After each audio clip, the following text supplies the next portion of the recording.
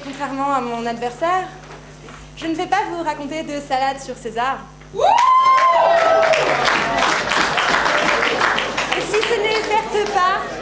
si ce n'est certes pas un hasard que César soit considéré comme l'un des plus grands conquérants de l'histoire, je veux bien rendre à César ce qui est à César, mais ce sont ces armées que j'aimerais évoquer devant vous ce soir.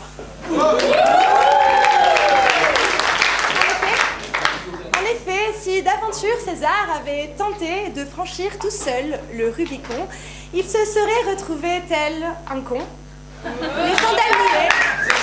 les sandales mouillées et de l'eau jusqu'à la jupette. Pensons donc ce soir, si vous le voulez bien, à ces milliers de bourrins anonymes qui, barbotant joyeusement dans le sang et dans la fange, étaient sans doute assez fonce-dés pour suivre César dans sa rage conquérante. Bon, certes, Dorian, j'admets, Juju savait bien motiver ses foules. Plus tard que ne nous dit-il pas lui-même qu'une fois arrivé devant le Rubicon, César se retourna vers ses troupes fidèles et les harangua de la sorte. Allez à Iacta Est. Allez les mecs, open bar pour tous ceux qui arrivent vivants de l'autre côté. Et les prisonnières de guerre, c'est au shotgun. Ouais, oui, c'est vrai parce que si tout un chacun sait, après quelques années de prépa, si tout un chacun sait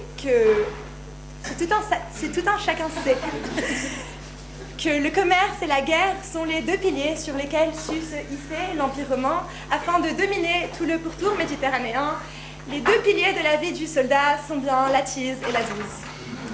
Un peu comme pour un étudiant de l'ESSEC, ce sont là ses deux préoccupations principales. Ainsi, la vie du soldat est-elle faite de chansons grivoises, de mauvais alcool et de frasques sexuelles, un peu comme celle de beaucoup d'entre nous, en somme. Mais c'est vrai, non, mais... C'est vrai. Je pense qu'on ne souligne pas assez la similitude entre la vie de campement et la vie de campus. Bon, ok, sauf que eux, ils ont conquis la Gaule, et que vous vous contentez de la voir de temps en temps. Et sauf que eux, à l'époque, leur way, ça s'appelait un service militaire, et je peux vous dire que ça rigolait beaucoup moins. Et sauf que eux, ils n'avaient pas de train disco, mais des chars disco, avec des chevaux en pattes d'éléphant.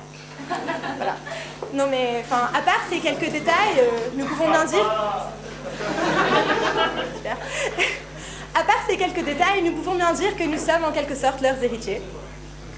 Si nous pensons par exemple à ce mot bizarre de Raoult, et que nous en étudions ensemble l'étymologie, ne nous ramène-t-il pas au verbe latin de raboutare, qui signifie littéralement boire cul sec le sang d'une brebis sacrificielle? Certes, le sang s'est quelque peu altéré au fil des années, mais l'esprit reste toujours le même. Bon voilà, tout ça pour dire que moi, personnellement, je préfère encore l'ambiance grégaire et joyeuse des troupes à la solitude accablante du chef. C'est vrai. À part quand il agonise dans un champ de bataille parmi les membres putréfiés de ses camarades et transpercés d'une lance adverse, le soldat romain a la vie plutôt douce, hein. C'est la Dolce Vita. C'est vrai. Tandis que César élabore péniblement ses stratégies conquérantes, le soldat, lui, saute une gourgandine sous une tente. Et tandis que César complote contre Pompée, le soldat, lui, se fait pomper.